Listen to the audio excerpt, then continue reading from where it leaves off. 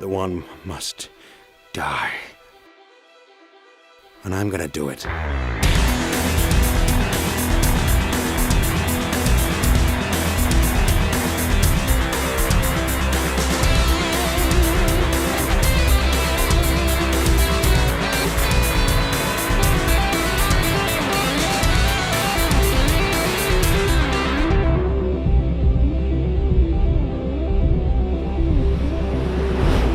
Je vous ai d'ailleurs fait une confiance extraordinaire parce que je ne savais pas ce que vous feriez. Je sais qu'avec le cinéma aujourd'hui, vous pouvez me peindre les cheveux en vert, vous pouvez me faire faire n'importe quoi.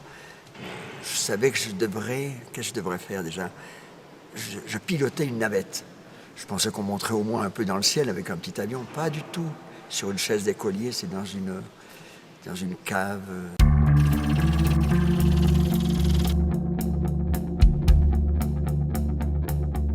Dans la matrice du projet, parce qu'un film aussi reste beaucoup une matérialité, nous avions quelqu'un qui était responsable tout au long des tournages de la technique.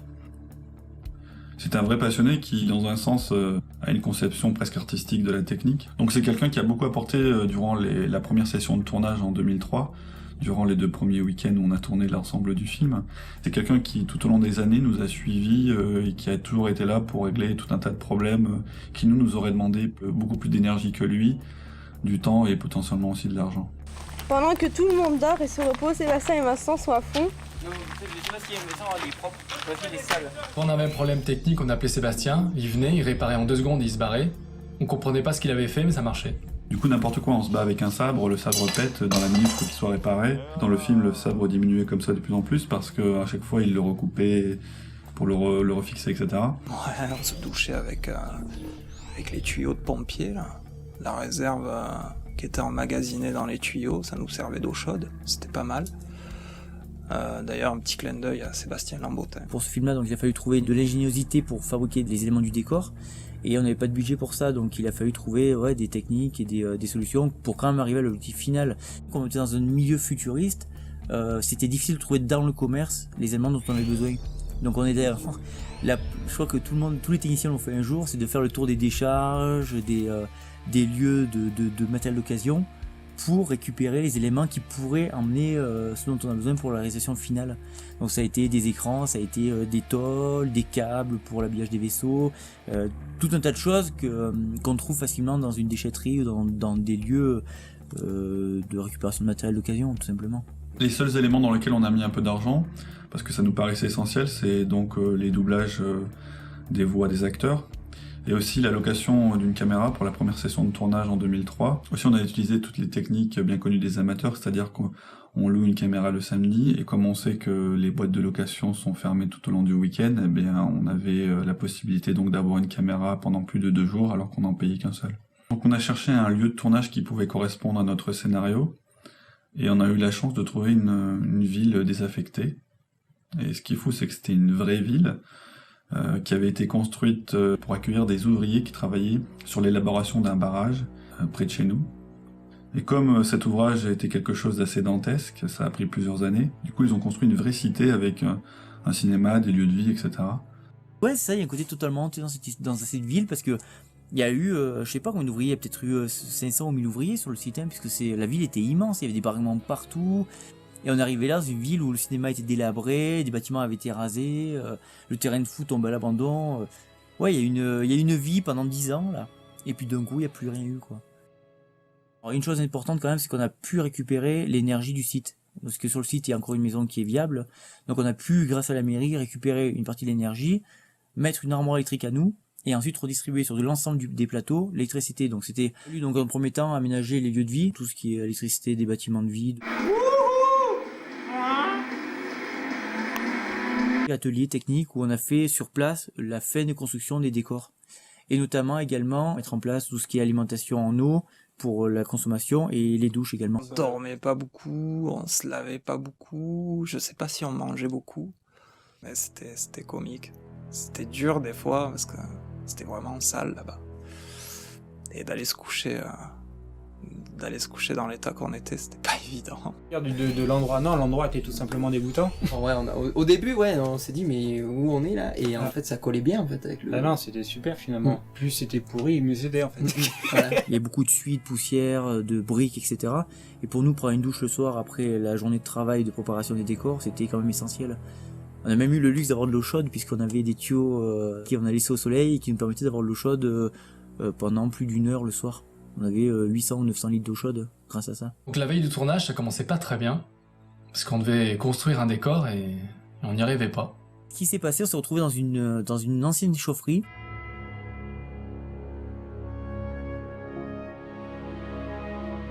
Et on avait rien, comme elle demandait, mais rien. On n'avait aucun élément. Le tournage de cette scène se faisait le lendemain et il fallait absolument qu'on arrive à construire ce décor. Et du coup, on a pris un angle de mur. Et puis en réunissant du bric-à-brac, on a un peu imaginé la chambre. Et du coup, je me souviens, on avait ramené un vieil échangeur en cuivre qu'on a mis dans un angle pour faire un chauffage. On a mis des plaques de métal au plafond pour faire la structure métallique du vaisseau. Au mur, on avait mis des plaques de bois peintes en gris métallisé pour faire la structure du vaisseau. Donc à la fin de la nuit, on avait quand même réussi à réaliser notre décor. Évidemment, nuit blanche, mais bon, pour le premier jour de tournage, ça va, on est encore en forme. Et pour le décor, donc un vieux lit soudé, 2 planches peintes en métal, et on avait réussi à obtenir notre petit décor qui paye pas de mine. Et le lendemain, donc on a pu commencer le tournage et tout s'est bien passé. Les pompiers et les militaires font parfois des entraînements là-bas, et indépendamment du fait que ça soit abandonné depuis des années, il y a eu des essais d'incendie, ce genre de choses, et du coup, sur les murs, les textures sont complètement pourries et brûlées et cramoisies. Donc c'était super pour nous parce que ça rajoutait encore une dimension à l'ambiance. Indépendamment de ça, c'était quand même limité parce que ça avait beau être une ville, mais c'était quand même pas une vraie ville. Et du coup, ce qu'on a fait là-dessus, c'est ce qu'on a fait un peu sur tout le film, c'est-à-dire qu'on a essayé de donner une dimension supplémentaire à une base qui était moyenne. On a numériquement notamment détruit des murs pour allonger des décors, mais aussi on l'a fait dans la réalité.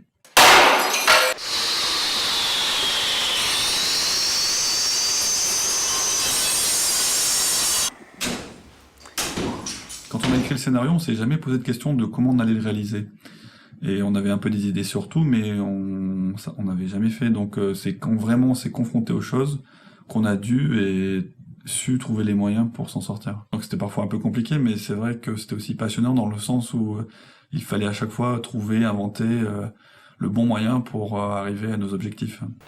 Je tiens à dire à tout le monde que ce que vous voyez dans tout ce film, ce n'est pas Keanu Reeves, c'est moi, Guillaume Bouvet. Impressionnant, non? Guillaume, qui joue le personnage de l'élu, était un peu réticent par rapport au fait qu'on lui coupe les cheveux. Voilà, donc, quitte à ne pas lui couper les cheveux, on lui a coupé la tête. Ils avaient toujours des problèmes avec les cheveux, parce que ça dépassait derrière. En fait, devant c'était vachement bien, mais derrière c'était Alors que l'énorme-commercialisation. ils auraient attendu 6-7 ans pour faire le film, c'était nickel. Ben ouais. Tous nos personnages sont des personnages originaux, sauf évidemment le personnage de l'élu qui appartient au monde de Matrix. Du coup c'était un problème, parce qu'évidemment on voulait pas trop voir son visage, et donc à l'époque du tournage, Raphaël avait fait en sorte de vraiment filmer donc Guillaume, celui qui interprète le rôle, de le filmer dans la fumée ou d'assez loin ou en contre-jour, afin vraiment de dissimuler au maximum son visage, parce qu'il lui ressemblait quand même dans l'attitude et dans la façon dont il bougeait. Quand on est arrivé au montage, on s'est rendu compte que quand même son visage, on le voyait quand même beaucoup trop. Donc en post-production, on a quand même essayé de le camoufler par des subterfuges douteux comme des flares ou encore en rejetant de la fumée. Mais là encore, c'était trop grossier et ça marchait pas. Au final, on s'est vraiment résigné à lui couper la tête et à lui rajouter une tête en 3D. Donc je n'ai pas modélisé le visage du personnage de l'élu, parce que ça m'aurait demandé beaucoup de temps à apprendre cette technique qui est très précise et particulière, c'est la sculpture en image de synthèse. Et c'est d'autant plus dur qu'il faut que ça ressemble à des traits très précis. On a tenté de faire une demande d'aide pour nous modéliser le visage sur internet, et je me suis fait insulter, on m'a dit oui, c'est scandaleux, on demande pas de faire un tel boulot gracieusement. Effectivement, je pense que on touchait directement le monde professionnel, parce que c'était tellement pointu ce qu'on demandait, un visage qui ressemble trait pour trait à un visage bien précis. Donc apparemment, c'était pas vraiment une masse à faire. Donc au final, il y a quelqu'un qui s'est proposé de nous aider, donc Maxence Fleuret, qui nous a fait une modélisation qui nous correspondait parfaitement en vue de nos besoins. Une modélisation très réussie, c'était parfait.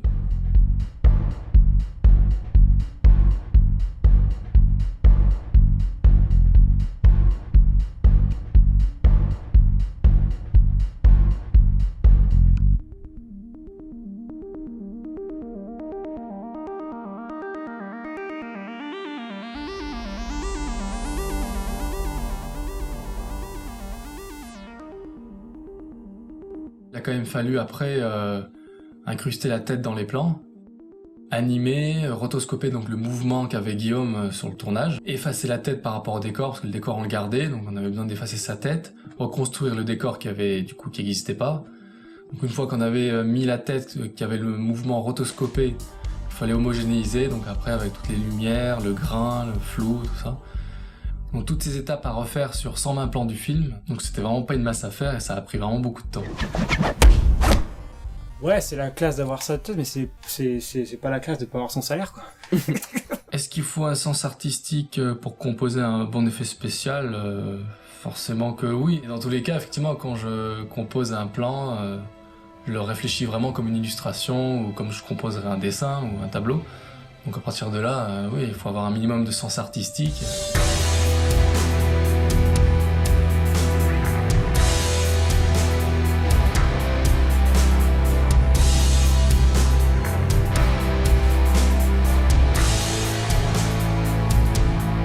Un bon effet spécial, c'est vraiment un mélange de tout un tas de techniques. Plus il y a de mélange, mieux c'est. Donc images virtuelles, maquettes ou décors réels. Mais pris séparément, ces techniques manquent un peu de crédibilité. La maquette, c'est jamais assez défini. L'image virtuelle, c'est trop synthétique. Et le décor réel, c'est un peu pas assez travaillé à notre goût. Donc vraiment, nous, on adore mélanger toutes ces techniques afin vraiment d'obtenir un réalisme qui fonctionne. De la brindille qui se balance au vent ou à la goutte d'eau qui rebondit dans une flaque, tous ces détails sont vraiment pensés, il n'y a rien n'est au hasard. Donc tout ça, encore une fois, pour vraiment donner vie à notre décor. On a filmé énormément de petits éléments, donc de l'eau, du tissu, des herbes, des nuages, de la fumée. Et tout ça pour incruster après dans nos décors numériques, pour vraiment lui donner une vie et une âme. Toute la difficulté, c'est vraiment de créer un chaos réaliste, vraiment organique. Lorsque l'on trouve un plan dans un film qui sonne faux, c'est souvent qu'il est vraiment trop parfait, trop lisse. Souvent, on essaye de mettre du désordre consciemment, mais finalement, l'humain, quand il met du désordre, on sent que c'est ordonné. De créer un désordre, finalement, c'est pas évident. Les acteurs évoluaient la plupart du temps dans des décors qui étaient réels, comme par exemple quand ils se battent dans le métro. Indépendamment de ça, on a rajouté quand même tout un tas d'éléments, comme un métro qui passe, tout ça, parce qu'en fait, on était juste dans un sous-sol de vieux bâtiments, et il n'y avait pas du tout de rame de métro, rien du tout, bien sûr. Donc c'était important pour nous qu'il y ait toujours une base réelle. Pour l'immersion de nos acteurs, c'était important, et aussi parce que au niveau du réalisme, on pense que mélanger les techniques réelles et numériques donne une richesse à l'image qui est toujours plus importante que le tout numérique. Le tout numérique, ça nous intéresse pas. Nous, ce qu'on aime, c'est essayer d'améliorer une réalité. Il y a un moment, on s'est dit que le fond bleu, c'était trop contraignant par rapport à ce qu'on voulait faire. Entre la surface qui est jamais assez grande et la lumière qui est toujours trop mauvaise pour réussir une bonne incrustation. Donc à la fois, ce fut une libération et en même temps le début d'une très très longue période vraiment douloureuse et horrible pour nous, qui était donc le détourage à la main de plans, de centaines de plans, de milliers d'images, donc de détourage par masque à la main. Donc le détourage, ça consiste en quoi ? Donc c'est isoler une partie de l'image, la plupart du temps les personnages ou les vaisseaux, afin de changer soit l'environnement entièrement, ou soit customiser le décor pour rendre l'image plus riche, plus lisible, etc. Donc ce travail se fait par des masques enveloppant les parties à garder, ces masques étant animés évidemment à la main, pour poursuivre le plus précisément possible les mouvements de l'action à isoler. Donc il peut y avoir vraiment des centaines de masques par plan et par élément à rotoscoper. Comme par seconde on a 25 images et que notre film fait 55 minutes, on a dû détourer 80 000 images.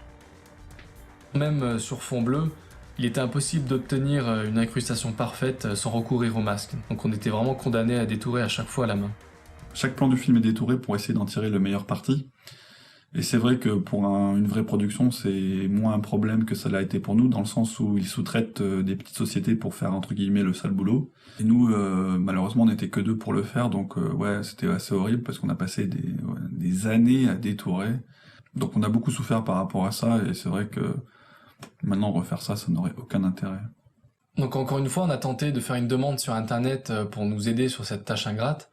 On pensait vraiment que personne allait nous répondre parce que c'est vraiment pas intéressant comme boulot. On a quand même eu une quarantaine de personnes qui ont accepté de nous donner un peu de leur temps. Mais malheureusement pour nous, on a encore fait nos difficiles et ça nous a pas trop aidé du coup. Parce qu'on voulait un travail assez précis et c'est vrai que le rotoscoping, c'est pas évident. Et au final, on s'est encore retrouvé à deux à détourer 99% de tout le film.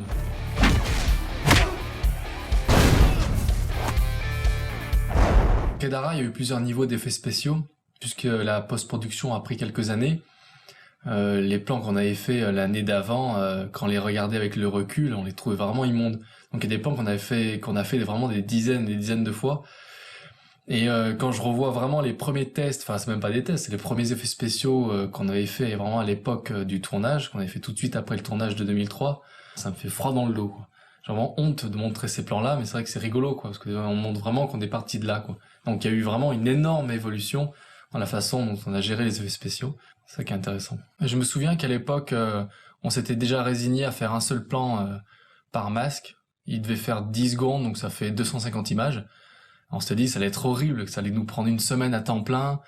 Mais au final, on a fait tout le film comme ça, quoi. C'est certain que je crois qu'il y a une construction en fait de l'ambition et un développement exponentiel de l'ambition au fur et à mesure de l'acquisition de l'expérience des gens.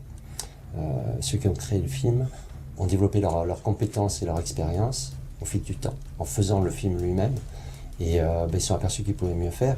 Donc ils ont remis le pain sur la planche pour refignoler, reciseler un petit peu pour arriver à ce qu'ils voulaient, ce qu'ils avaient dans la tête. On a passé notre temps à rehausser ce qui était pourri à la base. Des décors, la qualité de la caméra, vraiment tout était passable. Donc on a vraiment essayé tout au long de ces années de vraiment gagner de la qualité dans l'image elle-même. On a fait vraiment un véritable patchwork de plein de petits bouts. On a filmé des éléments sur fond bleu, qu'on a réincrusté sur des vieux plans. Pareil avec le mélange d'images 3D, quoi, qui contribue donc à rehausser les décors. Et tout ça fait en sorte que l'image, au final, n'a plus l'air d'une image vidéo, quoi.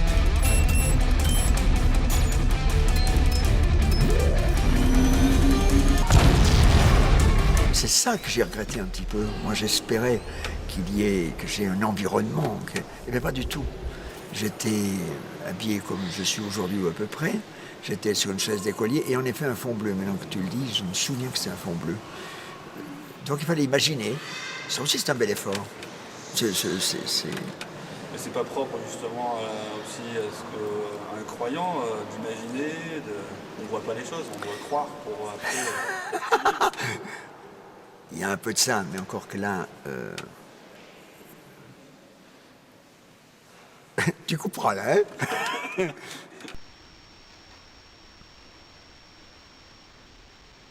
Les bras le long du corps.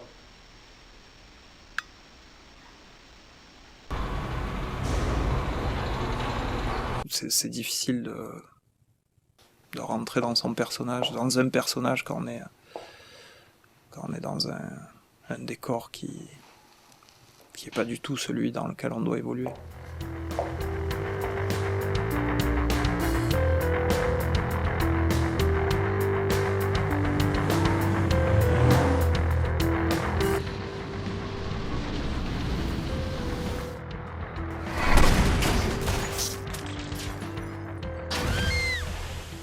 Parmi les plus de 1000 plans que comprend le film, le 355, où le personnage de Kedara atterrit héroïquement dans une ruelle, regroupe vraiment de nombreuses techniques que nous avons utilisées tout au long du film. L'une des premières étapes était de filmer nos acteurs sur fond bleu, donc nous avons préalablement interprété leur rôle pour nous permettre ainsi d'ajuster leur jeu par rapport à l'environnement virtuel dans lequel ils allaient évoluer. Voilà, cette distance tourne. Une des difficultés qu'on a rencontrées sur ce plan, c'est qu'il était filmé un peu en plongée. Du coup, on voyait le sol. Ce qui impliquait d'agrandir la surface de notre fond bleu. Là, on installe le deuxième décor. On a alors tiré un drap sur le sol, ce qui était pour nous l'option la moins coûteuse. Les actrices ont donc joué leur rôle avec des directives précises pour pouvoir ensuite parfaitement s'intégrer au décor virtuel dans lequel elles allaient évoluer. Tu fumes la clope, tu fais la belle, quoi. La baronne du coin, tes fils à toi, peut-être, ouais. Oh putain, qu'est-ce que tu la flemme, toi. Hey, quoi, qu'est-ce que t'as mal foutu, toi. Attention, tu vois, parce qu'elle l'a raté. Bah, pas trop en avant, en fait.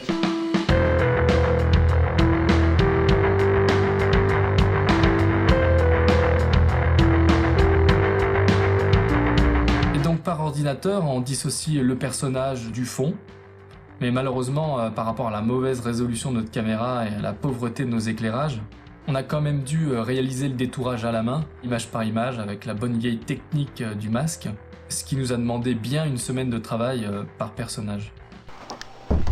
Allez, t'as joué aux voitures et allez. Toujours dans l'idée de mélanger réalité et virtualité, on a acheté des maquettes sur internet, des maquettes de voitures à l'échelle 1/18 qui nous ont coûté à peu près une vingtaine d'euros chacune, donc ça va, c'était pas encore très cher. Donc on a construit un environnement simpliste pour dessiner sur la carrosserie des reflets de lumière correspondant au décor 3D. Pour faire bouger le véhicule, on a utilisé la technique de l'animation image par image. Le mouvement de la voiture était assez lent, et donc pour avoir un mouvement fluide, c'était la meilleure solution. Pour accentuer le réalisme, on a quand même rajouté des reflets numériques sur la carrosserie, des reflets obtenus dans un univers numérique cette fois aussi simpliste que la maquette qu'on avait construite dans la réalité, mais à plus grande échelle. On aurait bien voulu acheter des milliards de voitures pour le film, mais on a pu en acheter que 4, qu'on a réutilisé dans des angles différents pour pas qu'on les reconnaisse tout au long du film.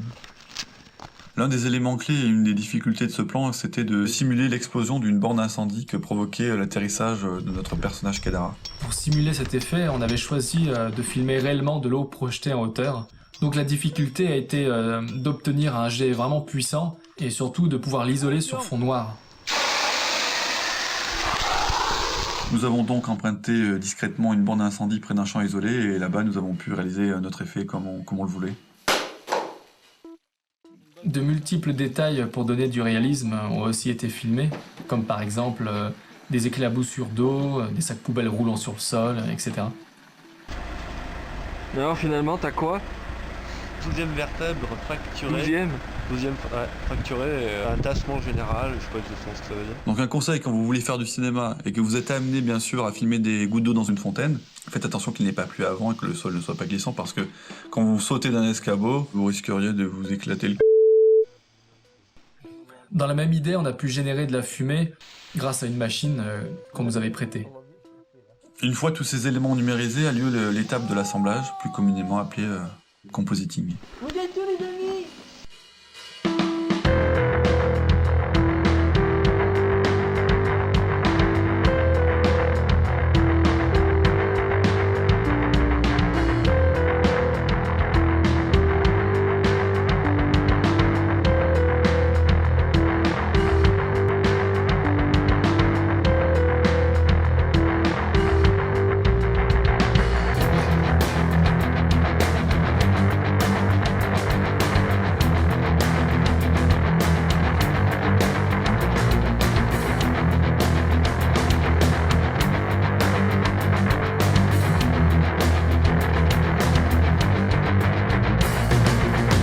Plutôt que le tout numérique, on aura vraiment opté pour 3 techniques, images créées par ordinateur, maquettes et plans réels, nous permettant d'ancrer notre séquence dans une plus grande réalité.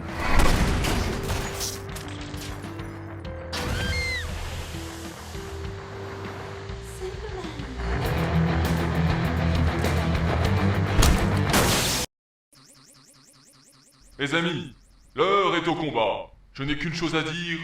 Écrasez l'ennemi, et n'ayez aucune pitié. Ils n'en auront aucune. C'est enfin le jour pour notre liberté à tous. Depuis toujours, Savitri fait des maquettes.